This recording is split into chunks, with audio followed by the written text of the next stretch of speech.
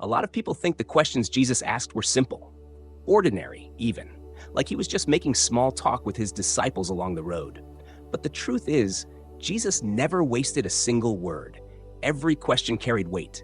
Every question cut through the surface and pierced straight into the soul. And of all the questions he ever asked, there's one that rises above the rest.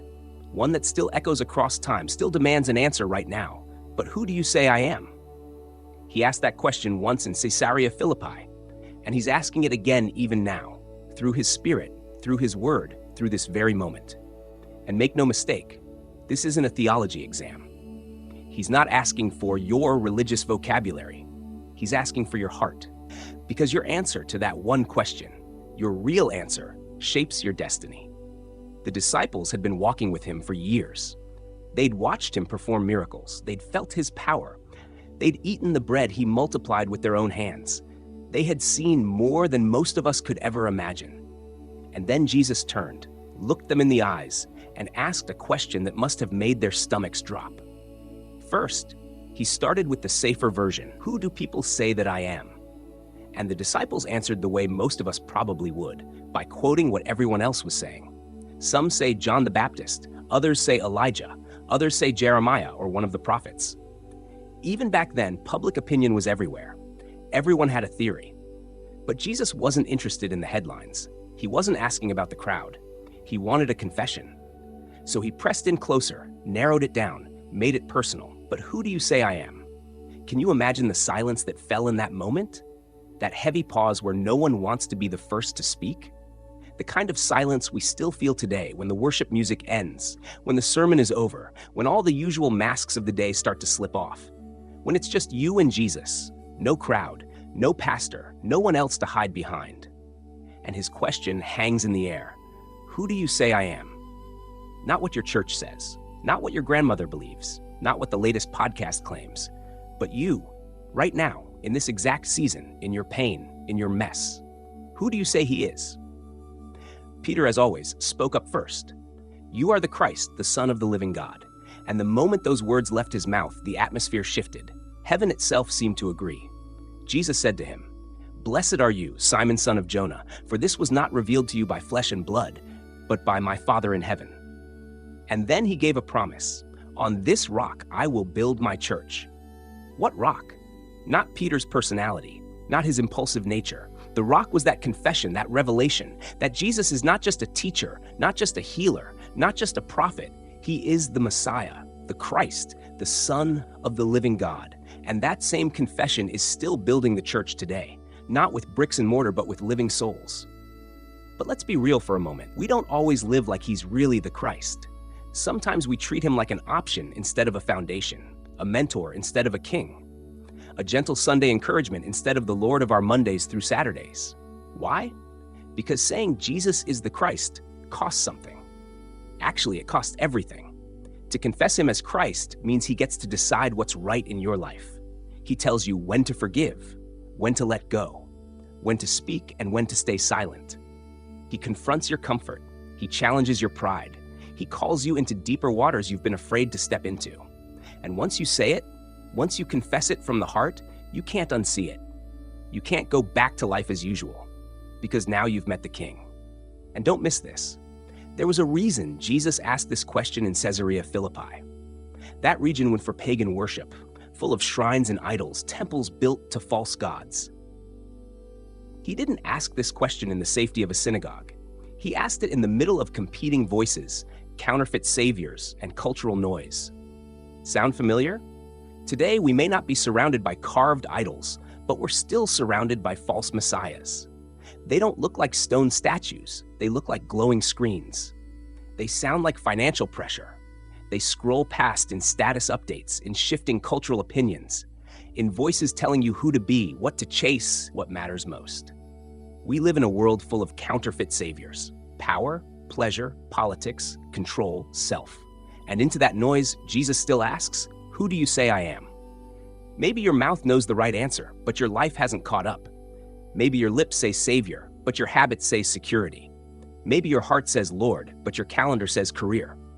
Maybe you want him close, but only close enough not to interrupt your plans. And yet he keeps asking, who Who do you say I am when your prayers aren't answered? Who do you say I am when the diagnosis comes? Who do you say I am when the job falls through? Who do you say I am when the relationship ends? Who do you say I am when the silence stretches longer than you thought it would? Because it's easy to call him Christ when the waters are calm. But the real test of your confession is who you say he is in the middle of the storm. Let me tell you about Joanna, a woman in her 40s who lost everything in a fire. Her home, her photographs, even her grandmother's Bible, all reduced to ashes. She stood there, watching her memories vanish in smoke, and a neighbor asked through tears, "What are you going to do?" Joanna said, "The same thing I did yesterday. Trust him. He's still Jesus." That wasn't denial. That wasn't numbness. That was the answer of a woman who knew who he is. Someone who doesn't worship him for what he gives, but for who he is. And here's the twist. Jesus asked, "Who do you say I am?" Not because he was unsure of himself, but because we are often unsure of ourselves. When you declare who he is, you discover who you are. Peter didn't realize he was the rock until he confessed Christ. And you won't step into your purpose, your power, or your peace until you stop parroting what the world says and start declaring what heaven has revealed. So even now, through this video, through your exhaustion, through your search for meaning, Jesus still asks, "But who do you say I am?" Not yesterday, not what you used to say, right now. And whatever your answer is, don't just say it with your mouth. Say it with your life. Because your destiny doesn't begin with what you do.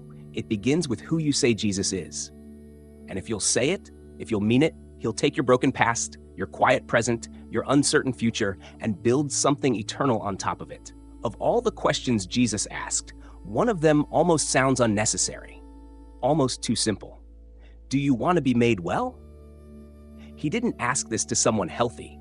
He didn't ask it to a philosopher searching for truth.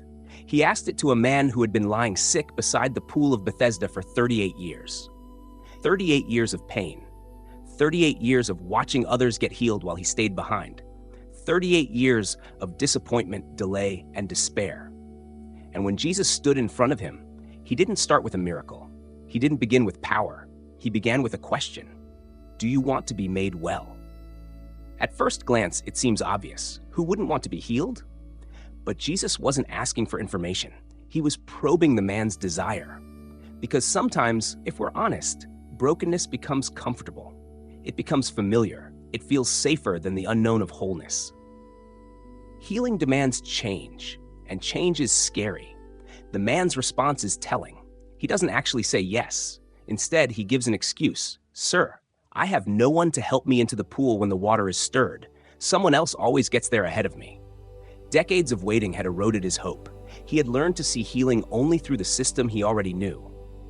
He believed the only way to be healed was if someone carried him to the water. Even with the healer of heaven standing in front of him, he couldn't see beyond his limitations. He had grown accustomed to life on the edge of breakthrough, but never stepping into it. And Jesus didn't argue with him. He didn't try to reason with him. He just said, "Rise, pick up your mat, and walk." No ceremony, no special water, no angel stirring the pool, just a command. And in that instant, the man had to decide, would he dare to believe again? Would he risk disappointment one more time? Would he obey even before he felt strong? That same question still echoes today. Not, do you want to feel a little better? Not, do you want more attention or pity or comfort? But the real one, do you want to be made whole? Whole in your mind, where old lies have been living too long. Whole in your heart, where bitterness has wrapped itself like weeds around your ability to love. Whole in your identity, where shame has dressed up like humility and fear has disguised itself as wisdom. Do you want it?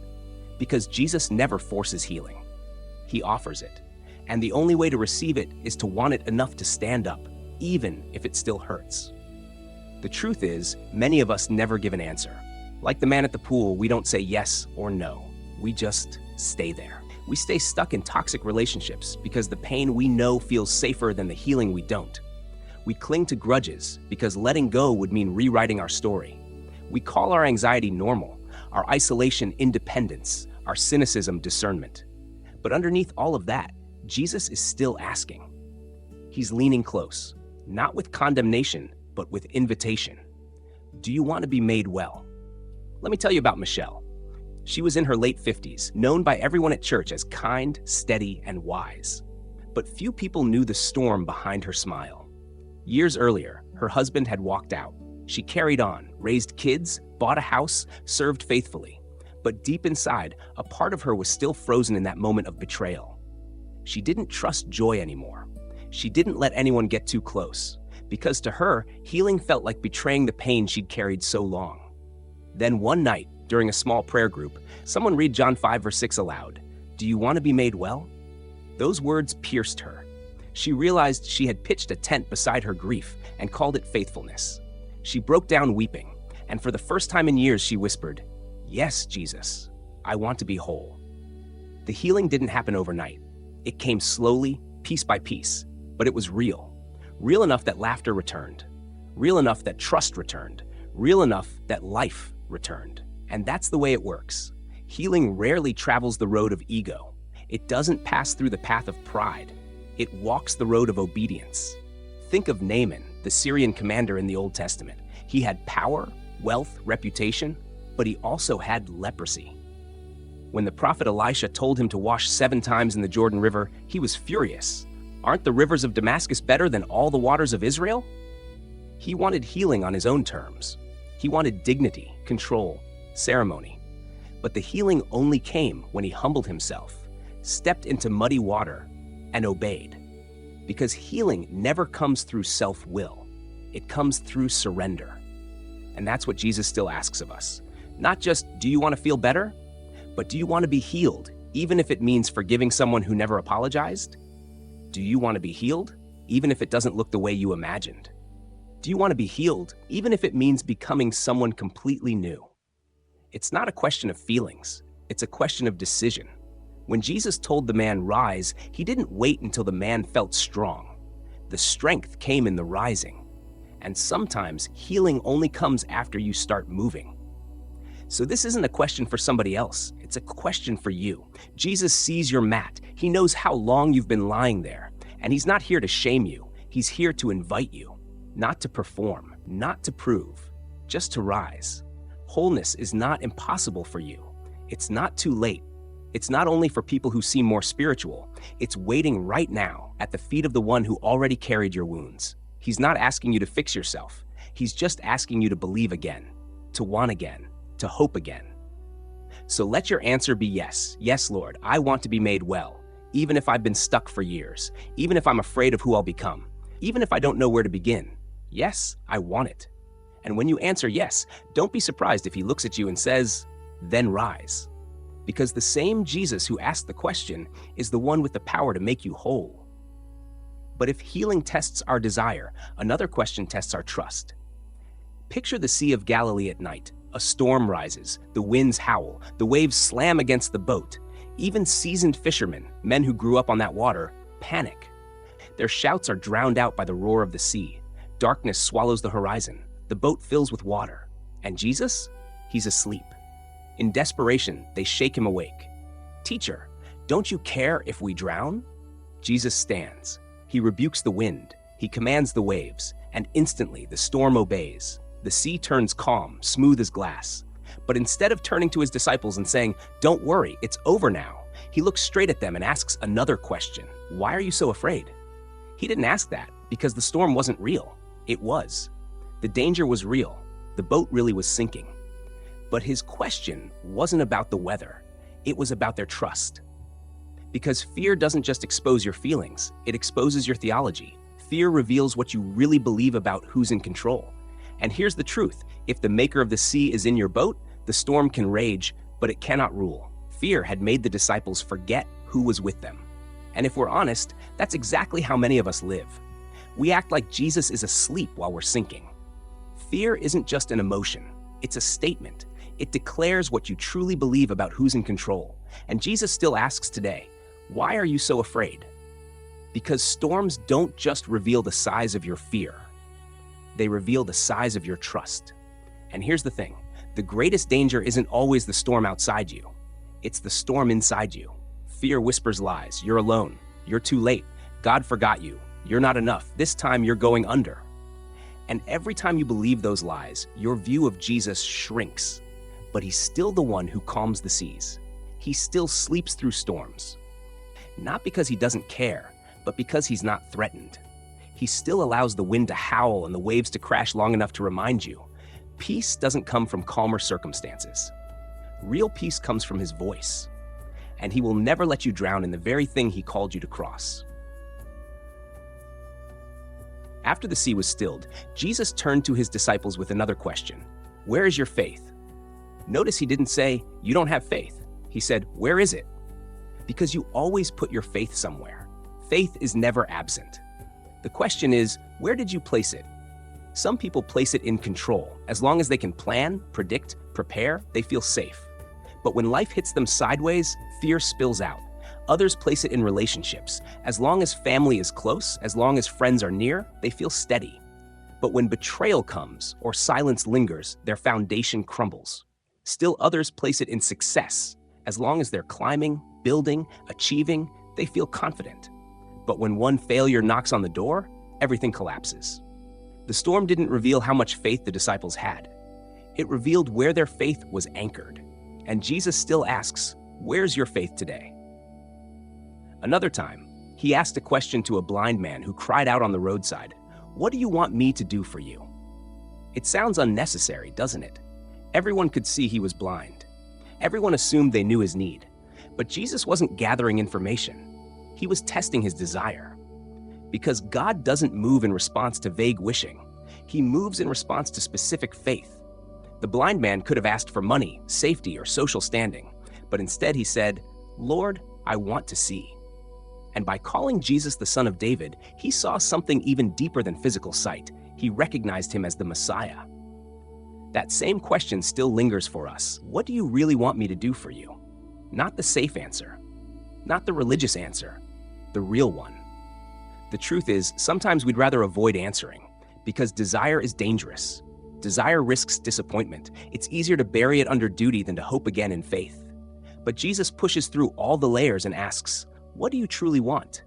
And often what we really want isn't just the miracle, it's the relationship.